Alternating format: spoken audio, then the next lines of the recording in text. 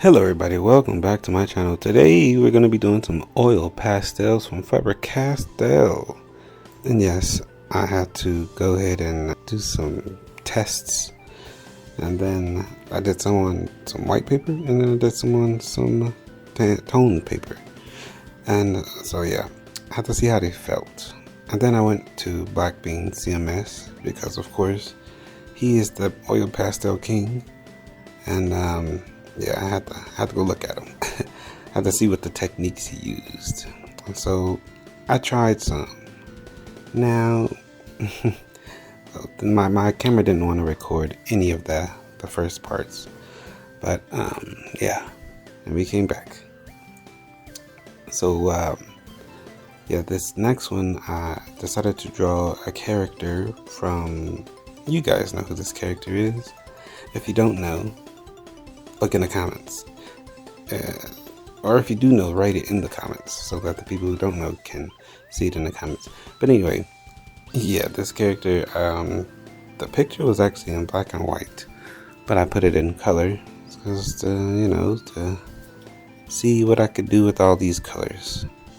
And so I did it. The portrait looked at all right.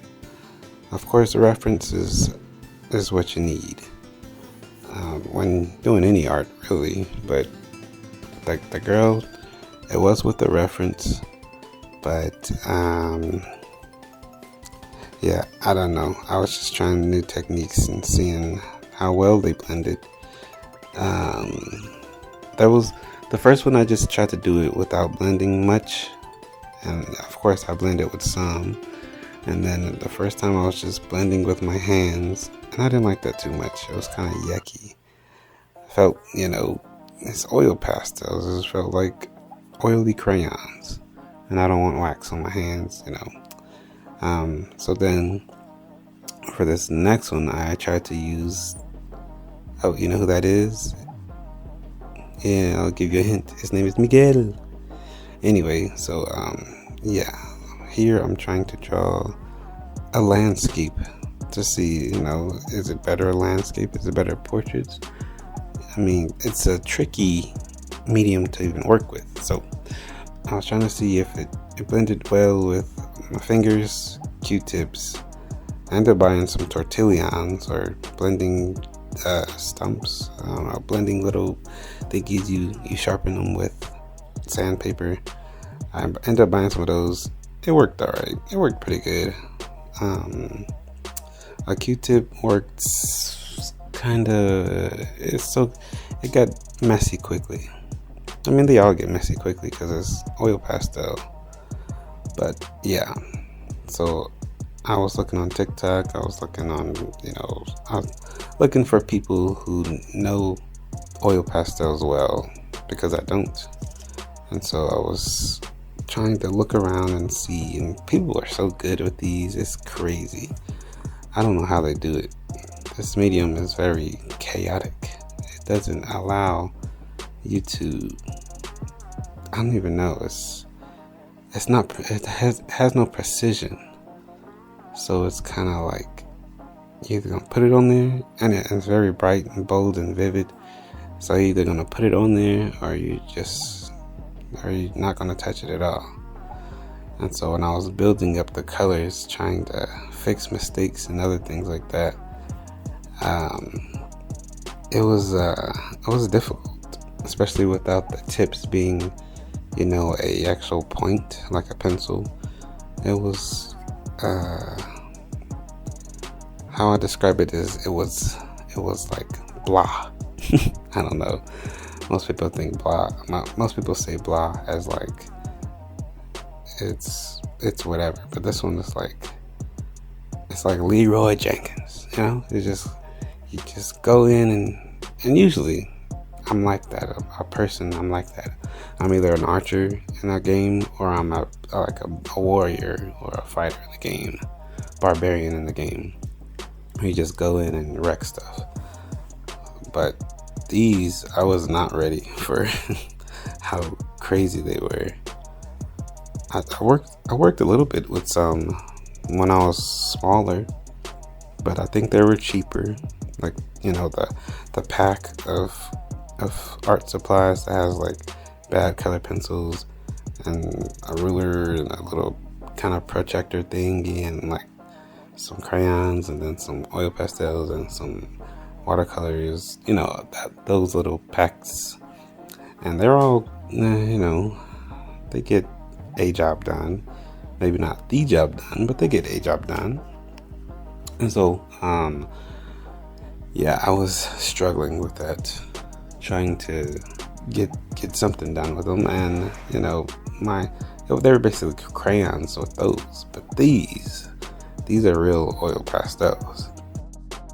And the way Black Bean have those oil pastels like that, salute to him. I mean, he was already a great artist, but this medium right here, that's more of a reason to go follow and subscribe to his page. But yeah, I attempted it. I don't know if I did that well. When I look back at it, it doesn't look that bad. But when I was working on it, it was one of those trust the process, because I didn't even trust the process and I was working on it. But yeah, this next one I did here is I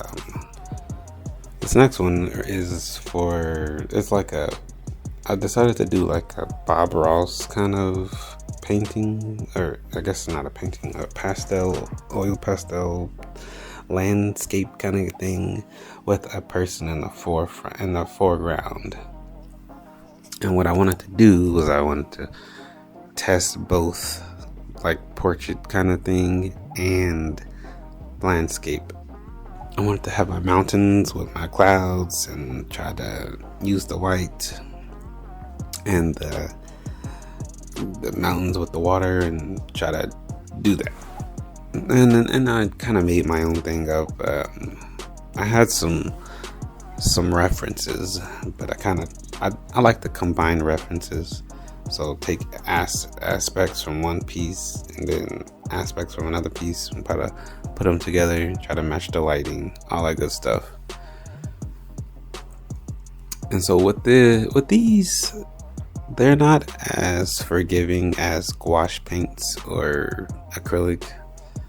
When you mess up and you have to go in with a different color, like a white, the white colored on top of the other ones, and it lightened it up a bit, which was good, but it wasn't as opaque as like a Posca marker or acrylic after you wait like 2 seconds or the other ones.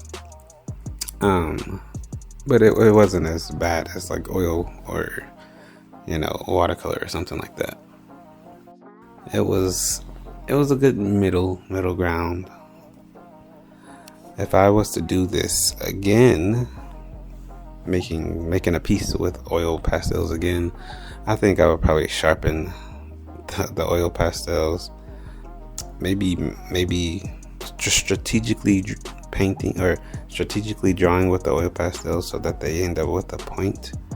Probably would do that, other than the flatness. I don't know what the flat is about. Like, why are they flat?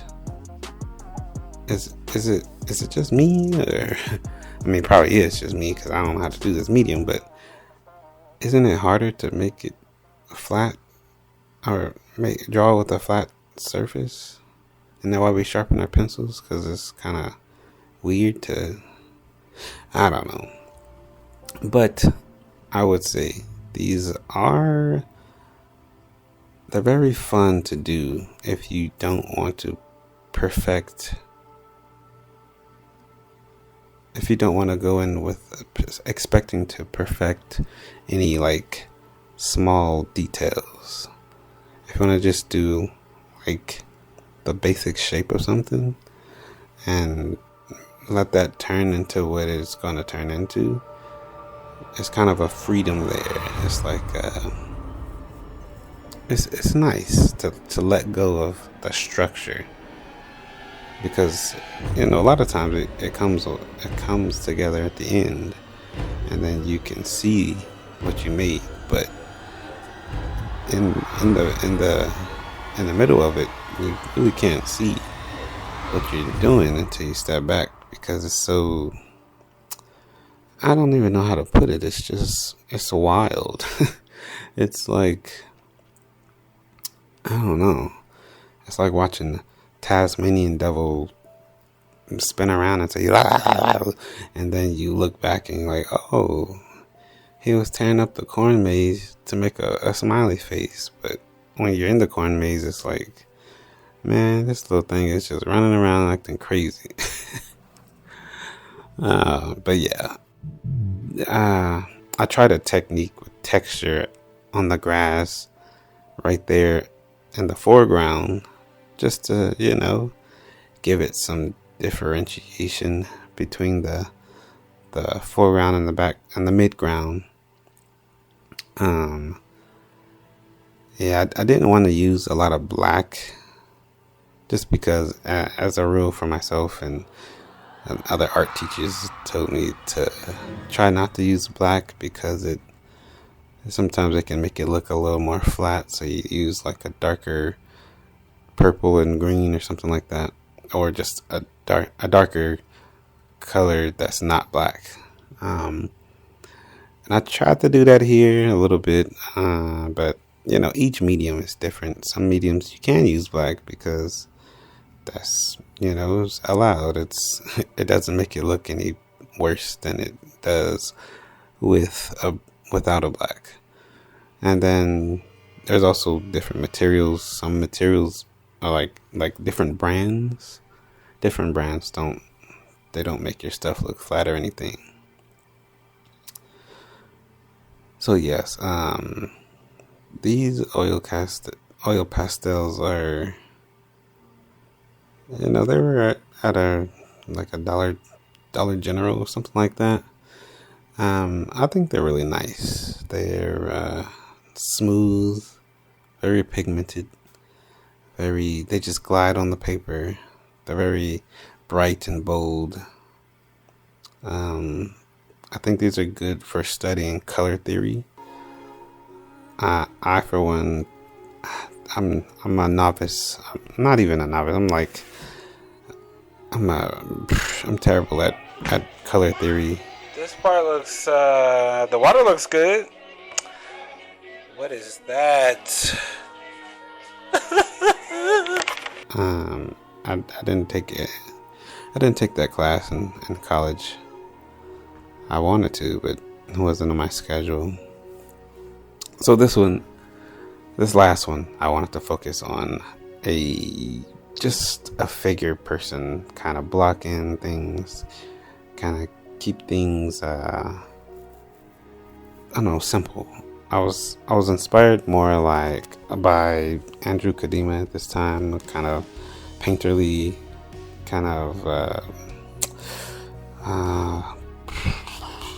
like a space. He's like a figure in white, and which it's a vibe, it could be a vibe. And so I drew this gnome guy, and I wanted to see how much I can actually do with these, because the colors and the feel of it is nice, and it looks kind of like oil paint, but it's a little more blobby. So in that sense, it's not really like oil pastel. I mean, it's not really like oil paints. It's it's oil pastels. And so yeah, I just tried to do the best I could with these last two, because they're pieces. I could sell them. I could do whatever. I don't think they're that good to be doing all that, but I was proud of how they turned out.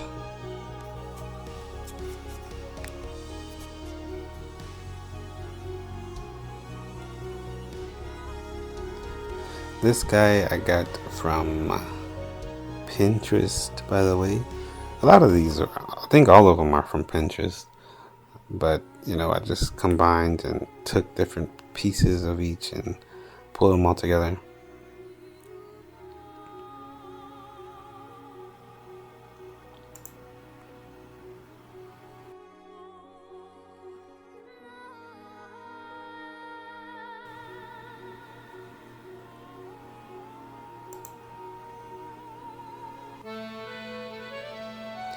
Yep, and there's the final piece. And yeah, I hope you guys enjoyed this video. Please make sure to like it, give it a thumbs up, subscribe, and I guess I'll see you guys next time on my channel. Till next time though, please stay safe, drink some water, and be blessed.